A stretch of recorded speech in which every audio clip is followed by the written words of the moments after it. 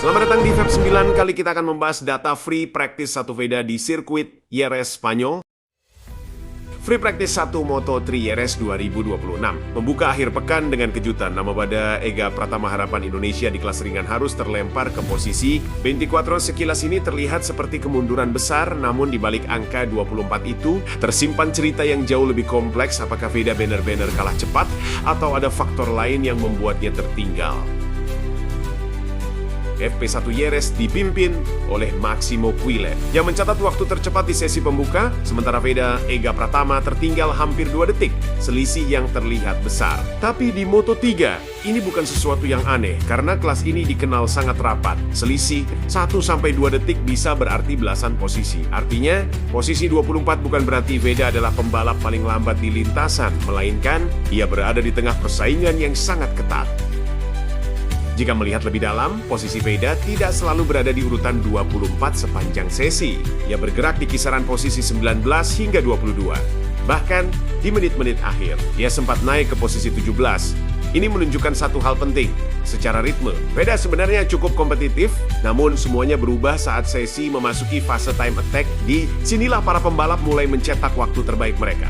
Dan di momen krusial ini, Veda justru tertinggal.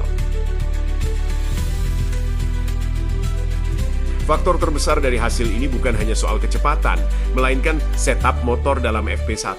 Tim biasanya masih mencari konfigurasi terbaik, mulai dari suspensi, grip ban, hingga keseimbangan motor di setiap tikungan. Veda bahkan sempat masuk pit cukup lama. Waktu yang seharusnya bisa digunakan untuk mencoba lap cepat, justru habis untuk evaluasi teknis. Akibatnya, saat pembalap lain sudah siap melakukan time attack maksimal, Veda masih dalam proses adaptasi dan di Moto3 kehilangan 1 atau 2 lap saja. Bisa sangat berpengaruh.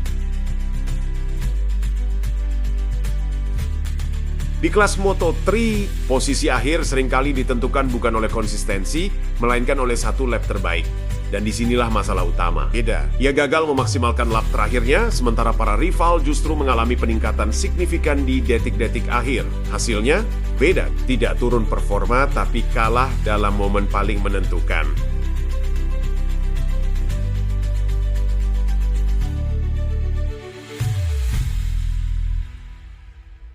Jika melihat performa Veda musim ini, hasil ini terasa kontras. Ia pernah menembus posisi 6 di FP1, Thailand, bahkan meraih hasil top 5 dan podium di seri sebelumnya.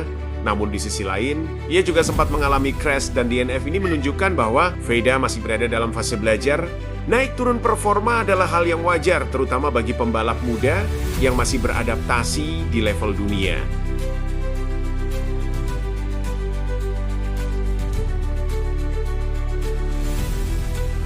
Dengan semua data ini, satu hal menjadi jelas, posisi 24 di FP1 bukanlah gambaran akhir jika setup motor berhasil diperbaiki dan Veda mampu mendapatkan slipstream yang tepat. Bukan tidak mungkin ia bisa melonjak jauh ke depan, karena di Moto3, perubahan kecil bisa menghasilkan lompatan besar.